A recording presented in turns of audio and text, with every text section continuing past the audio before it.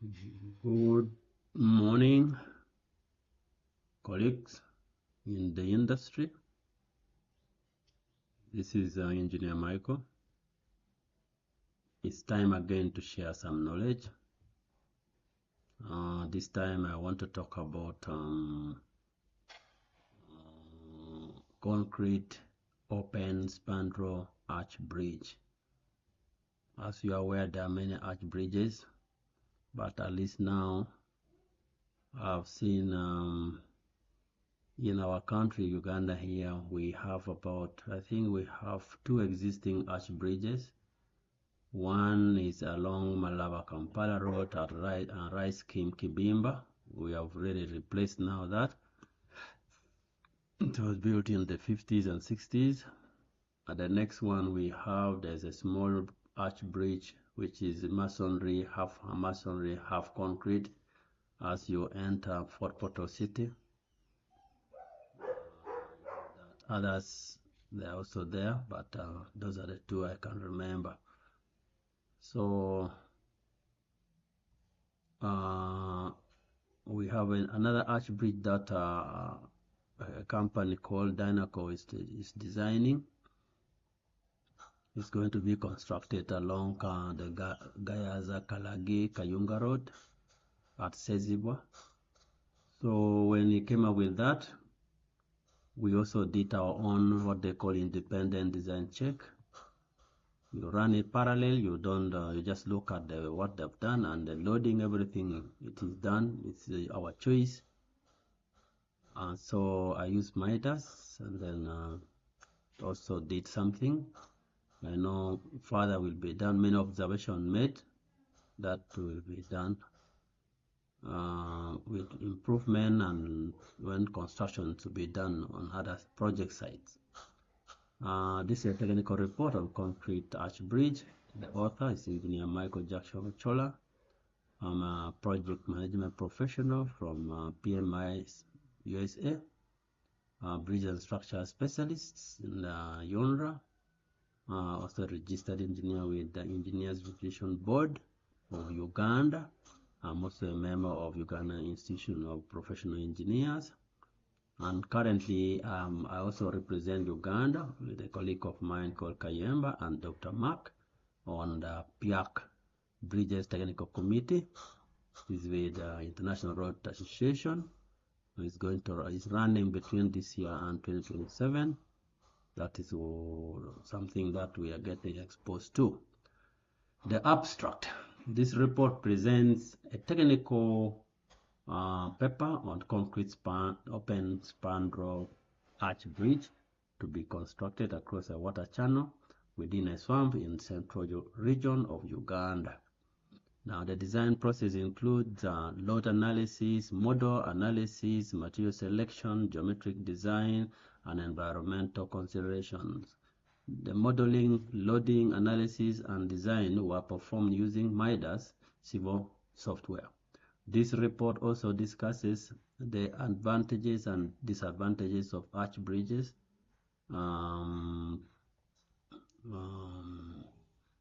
construction methods, and maintenance strategies.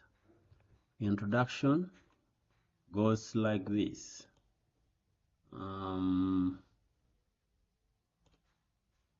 Concrete open spandrel arch bridges are known for their strength, durability, and aesthetic appeal. The beauty, the architectural beauty, it makes it look elegant. You can see from this, it's very interesting. You don't even want water to go through. It will darten it actually. So it is very aesthetically pleasant. They are commonly used in transportation infrastructure, pedestrian walkways, and scenic locations. The bridge normally spans between 35 to 200 meters. Worth noting is that the first RC arch bridge was constructed in 1875, somewhere in Marquis of Tillerede, Sagelet, and was designed by Monia. This report aims to provide a comprehensive overview of the design, construction, maintenance of a concrete spandrel arch bridge, with specific focus on a case study in the central region of Uganda. So this is a 2-span 30-meter concrete arch bridge with the rib, which are curved, then spandrel in the vertical posts, then the deck, and then a middle pier and abutment. These are piles. So basically that type of arch bridges, we have field spandrel arch bridge. I think you can see this here, number 2. Then you have open spandrel. This is the one, number 1. The space between the arch and the deck is open, supported by columns or walls, short walls. And then you have through arch rainbow type bridge. The arch rises above the deck. So I think this is this type. So this is the through truss kind of, yeah. Basically, these are the type, but there are many, very many. They also still have considered on concrete, but there are also steel trusses. And the application of arch bridges, we do have transportations, we have pedestrian walkways, we have aesthetic structures. For the transportation, commonly used for roads and railways. And then pedestrian bridges or walkways suitable for footbridges in parks and urban areas. For aesthetic, you have open soils for their visual appeal in scenic locations. Design criteria: the load analysis, consideration of dead loads and live loads, traffic, pedestrian, temperature, shrinkage, so many. So all these loads are applied. And you should be aware that arch bridge is very sensitive to temperature, shrinkage, and creep because of the nature of construction and the rigidity of the joint. So that is very, very important. You need to be mindful of that. The temperature is important. And then detailing is also key. So material selection, it requires high strength concrete and steel reinforcement. And geometric design, you have to determine the span, you need to know the rise and then the thickness of the arches. All that has to be determined at a preliminary stage. Then later you refined. Then the hydraulic consideration, all that need to be taken care of. You do the normal design and see how best to have hydraulic study done properly to allow for the uniform flow through the bridge. Environmental impact, minimizing disruption to the swamp ecosystem. So look at the construction effect, the footprint, everything. Typical span depth ratio, these are some of the history. Basically, if you see the location of these bridges in the early years, they are constructed in France. So you find Pont Alexandre 3 steel bridge in 1900. The span depth ratio was 1 to 17.62. Then Vaudreuil bridge, concrete, 1910, was 1 to 15. Then Portugal, Salo, this was Salo rise, which is also not very good when the rise is shallow because the thrust become too much and also vibration become too much. So you have to balance that. Then you have France. There's a bridge in France that was 1 in 15. Venice, you have 1 in 16. Note that large thrust result from shallow rise causing large deformation on structure. So you have to avoid having that low rise. It has to slightly be up higher a bit so that it controls the vibration and deformation. It leads to significant vibration of the structure and also leads to low rigidity of the structure. The minimum span depth ratio was proposed by Salonga and Govreo in 2010 at 20 to ensure that given arch design behave efficiently shallow concrete arch. Now, key bridge elements. We have the rib, which is the curved element of the arch. I think you have seen it there explained, which carries the load. Then you have the spandrel, the vertical columns or walls that support the deck above the arch. Intrados is the inner part of the curved rib, and then the extrados, the outer line of the curved arch. Span is the horizontal distance between the support of the arch. Clear span is the face, the support in the unobstructed distance between the inner face of the support, normally defined by hydrologists, where water flows. And then the span is down for the structural engineer, center to center. Then you have the rise, which is the vertical distance from the base to the highest point of the arch.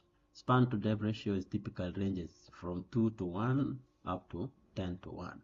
Spring line is the horizontal line at the base of the arch where the curve begins. Yeah, so these are some of the terminologies that you come across when you are dealing with that. There are some sketches that are made here, typical rib detail. So the yellow, this yellow highlight is the rib. And then this pinkish reddish is the spandrel. The deck is up here, and this is the abutment. So the spring line is this line here. Then you have the spring line. The crown is here. Then this line here, the inner one is the intradose, and this outer one is what they call the extradose. So there are three elevation lines that need to be taken care of. Is the deck level, the crown elevation or intradose level, the spring line elevation, and foundation elevation. So in your design or drawings, normally these are key not to get it wrong. Very important. So the rib thickness. Now the angle is between this spring elevation line and the rib center line. That gives you that. Then the design rise or calculated F is from the center line here to the spring line.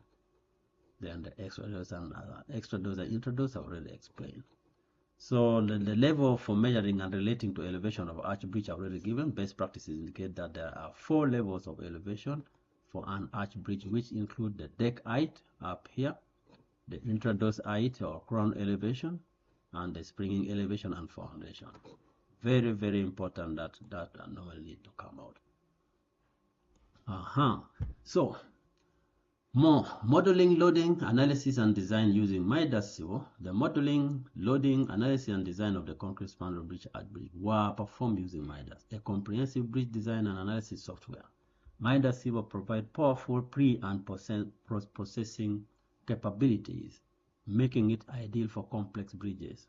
Very important. You can also model with you will see at the end, you can do it as solid, frame, finite element method, and get proper understanding of the stress distribution in the member. So this is the arch behavior at the pier support. This is the arch behavior at the abutment support. So this one is all model using MIDAS. So you can appreciate how much, and it doesn't take long because there's already software has some guidance. So once you have that, basically you should be able to run it quickly and be able to appreciate. Applied loads, we have this or applied. These are crash barriers. The normal crash barrier or parapet, the way you do it, you do that. You have the raised walkways, get the loading or raised walkways, the wearing costs and services. You must make sure all those loading are done. Self weight is always taken care of by the software. Make sure for MIDAS you must activate it. If you don't activate the self weight, then you will design minus self weight, which is very disastrous. Very, very disastrous. You have to be careful. Pedestrian loading, traffic loading, temperature gradient, temperature elements, shrinkage and creep, all these need to be taken care of so that you have a better. The bridge is always sensitive to stresses due to the following loads that require careful consideration. Change in temperature, I already talked about it. Differential settlement, we already mentioned about that, and or displacement of support, secondary effect of shrinkage and creep, and then compression effect to members and thrusts on the abutment foundation system. These thrusts affect behavior of pile head, so you have to be careful. Even when you're detailing, you need to be mindful of the pile head, because that deformation, because that as the bridge responds to the load, the arch tends to come down and pushes the abutment outward. So that means that piles get affected laterally. In most cases, we design our pile for vertical, but this time it is also vertical and also outward. So that needs to be careful. You can do that design, but also detailing need to take care of that. So advantages of arch bridges: we have the strength and durability. The arch design efficiently transfers loads to the support, providing excellent strength and durability.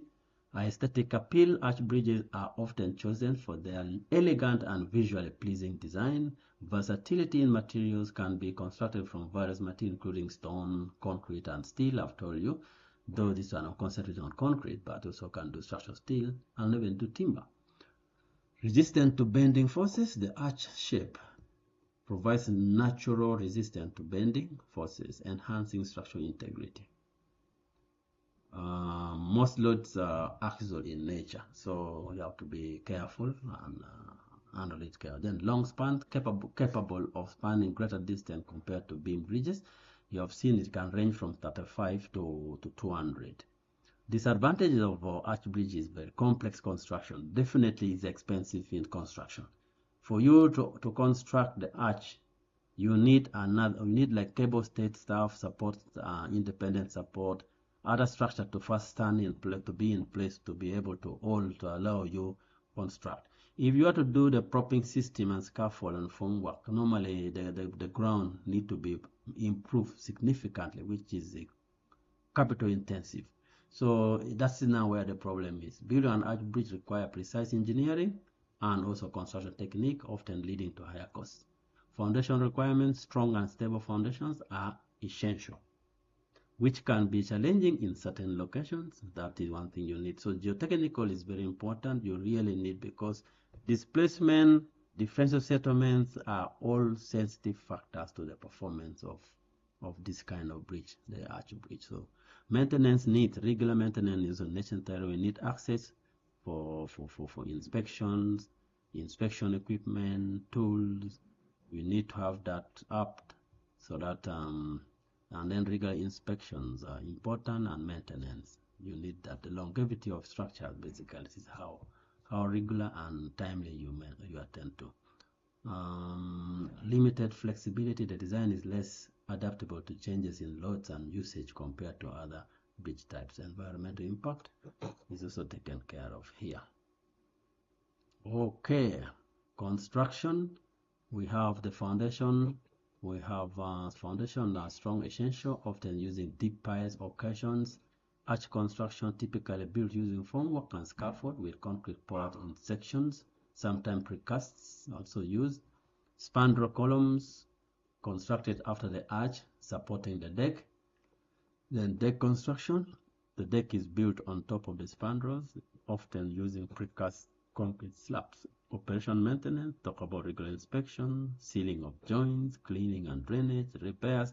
This is now where you work to make sure your structure performs well and can last long. So basically that is briefly the background of just that. The references are basically a bridge engineering handbook edited by Wai-Fa Chen and Lian Duan. Superstructure design, we have Yamaguchi, seem to be Japanese. Basic theory of plates and elastic stability, structural engineering handbook, edition Chen, Wai-Fa, and Boca Raton, CRC, Press Access in 1999, and many more. Internet sources and other things, quite a number. So this is just a brief literature on that. So what happened after that? So this is now the model. This model is done intentionally because we wanted to see the reaction forces here. So the model is complete with this abutment and also abutment this side and the pier. However, because we need to also get the reaction forces at the tip of this point, here you simulate using the boundary conditions, and this is real.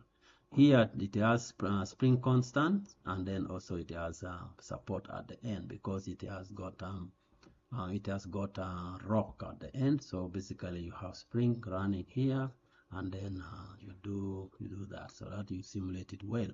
So this is the 3D model of the arch. It was modeled by Midas, and so that is what we have. It is all continuous and integral. So this is now the reaction. These are the spring, these are reaction, vertical, horizontal, and these are the tip reactions. So normally you have to compare your friction, the tip reaction, and the reaction along this side to the vertical one will be more of your friction, and then this is the tip resistance of the pile. So you compare that. Something very important here. You see this arch.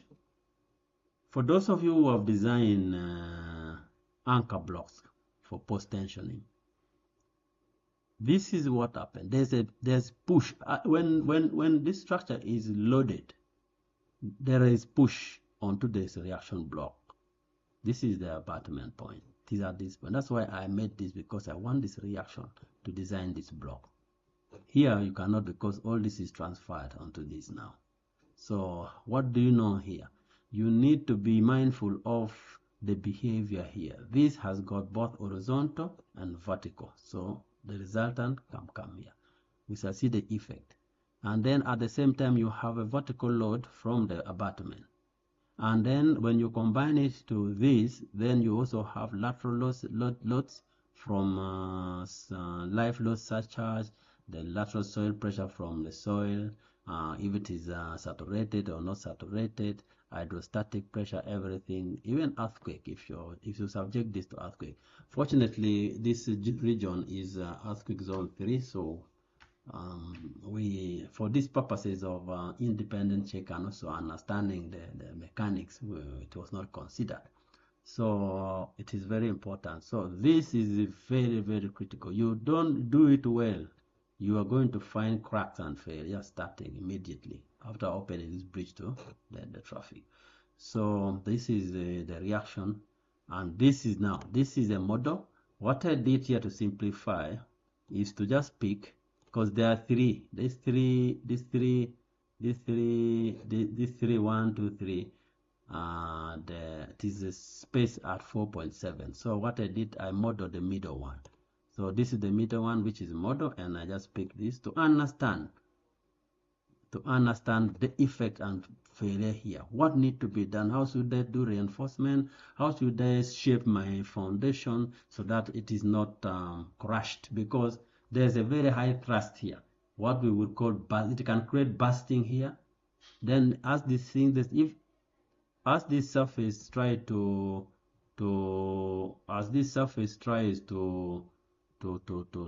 push in, try to bend, there's going to be spalling of concrete around here. So that means you need some spalling reinforcement at this point, and you also need, this can actually punch in and come here. So you need to have reinforcement to create equilibrium here. So there are 3 different reinforcements that need to be looked at this point. Now you have to combine some design from other philosophies and bring it here and try to make. Otherwise, if you just come and just put in, you are going to have a layer of reinforcement here and you say you are done. Yet there's going to be a lot of problem in here internally. So the whole of this yellow part might have cages of reinforcement to make sure that the stability is there. If not, this thing will pop up and create crack even out here. We are going to see the behavior down. So this is a model using a FEM. This is a solid now. Now from a solid model using Midas, this is how it is. Exactly. This is now the real behavior. But down here it has piling, which I didn't. So I fixed the whole base so that you are able to understand. So you have the loading come here, the abutment stands here. Then the wing wall is on this side, but I left it out because just to appreciate. So this is now, so you find this 3, 1, 2, 3, 4, 5, 6. These are location of piling. There are more piles, and then this is the load from. This load is translated from linear to nodals, and then it acts on these nodes. So that is the load comes from the deck system, come down. You just try to make sure they're all put there. Then this is the one of the thrusts. So this is a one rip, which is coming here, horizontal and vertical. I demonstrated above. So what happened after you have subjected that? Then this is now how the reaction. This is how the things start giving reaction due to self weight on this location is simulated by piles. Then this is I think the reaction on the abutment. So these are some of the loading that you see, which is coming from the abutment load. There was self weight. Then this is now the one from the rip. It's you see now, as soon as the rip exerts the thrust, it's pushing here and pulling this. a push and pull effect. Now, most of you guys who are well versed with pile design, now when your pile section is being pulled up, tension, and then also push, what happened? So every time a traffic is on the bridge, you have push pull effect, push pull effect, push pull effect. So that has to be taken care of. Very, very important. Now this is now the self-weight effect. You can see what is happening.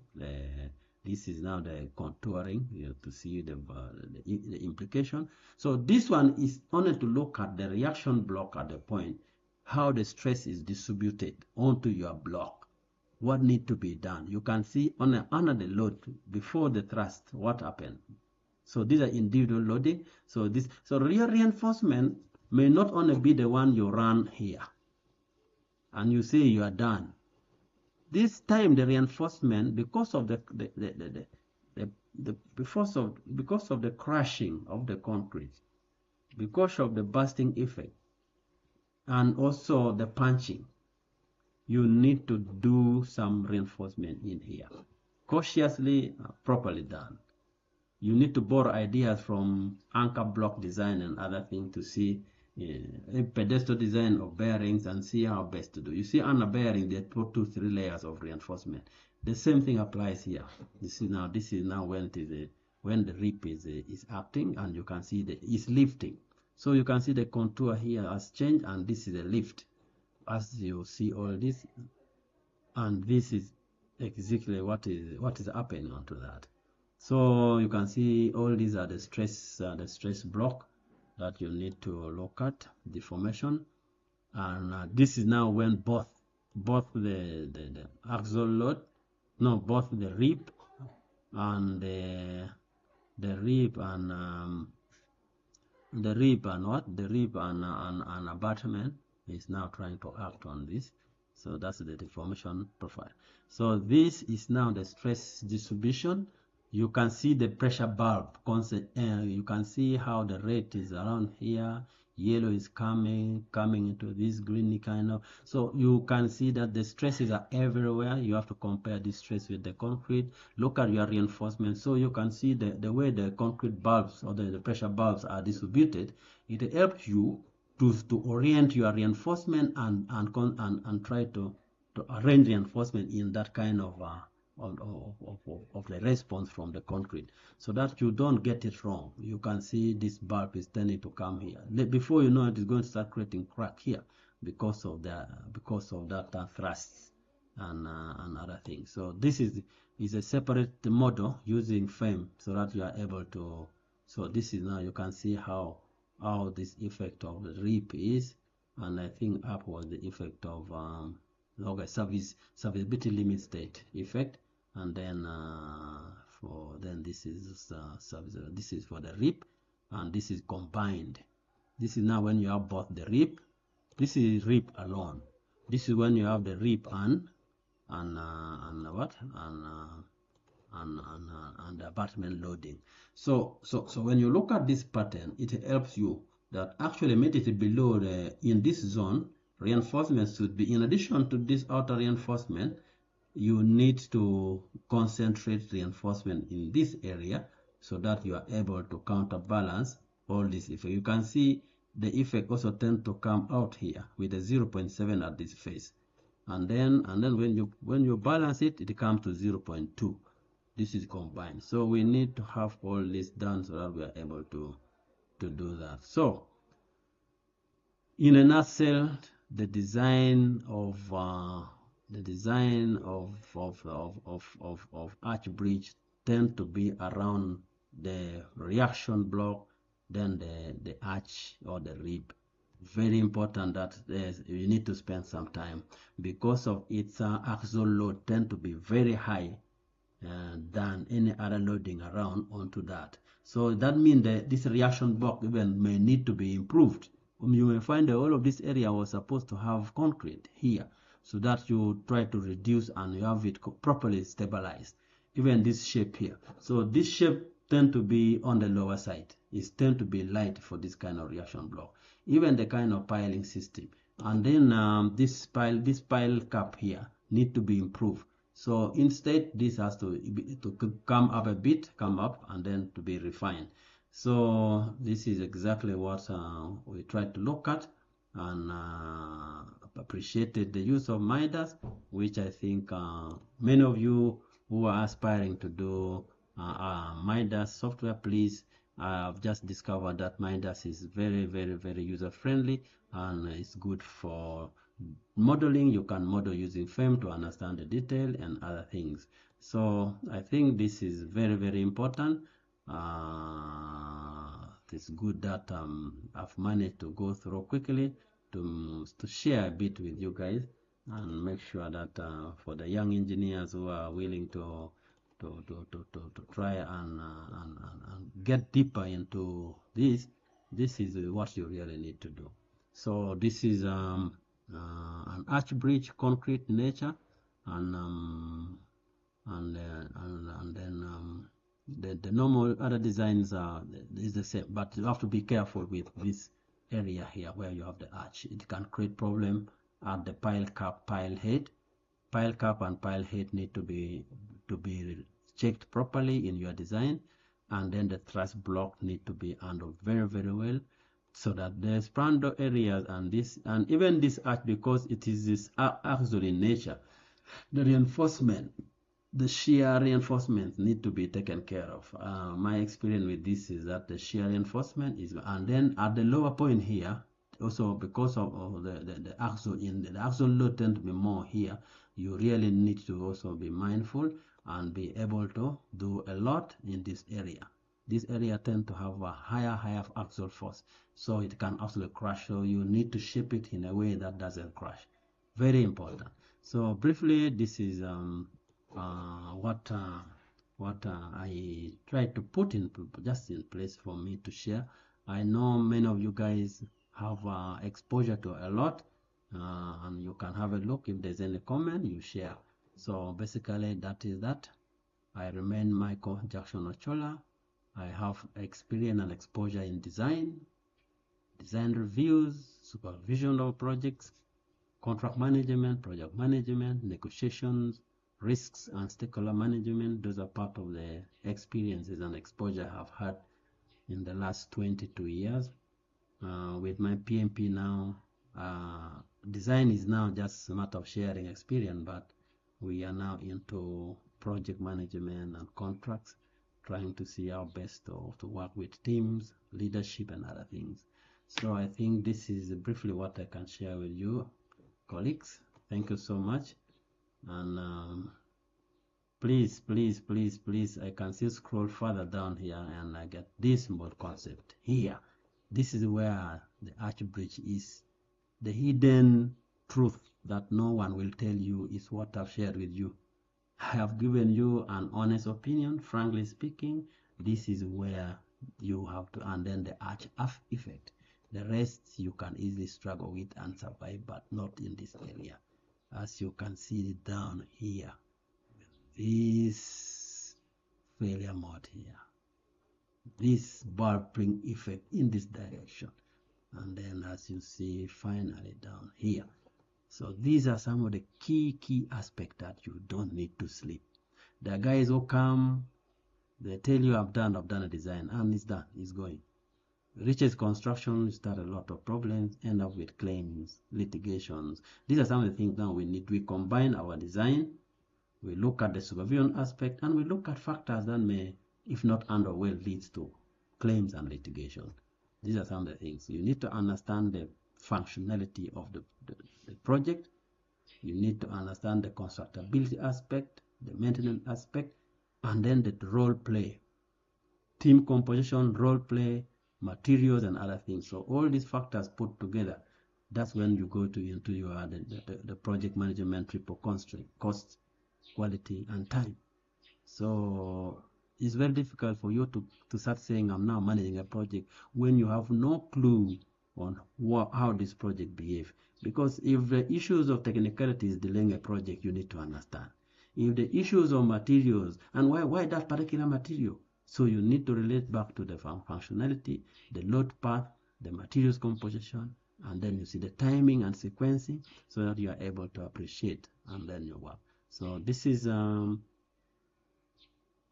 concrete open Spandrel arch bridge for you. More in a similar way will be coming. Of course, the contractor has his own design. That one he will present it, and then he never did this. They will do it. I know they have done a lot, but for us, internally has the employer side and also people with exposure in bridges. Definitely we had to look at, and we look at those key areas that we need to look at. So with this, I end here and say thank you so much, and follow it up.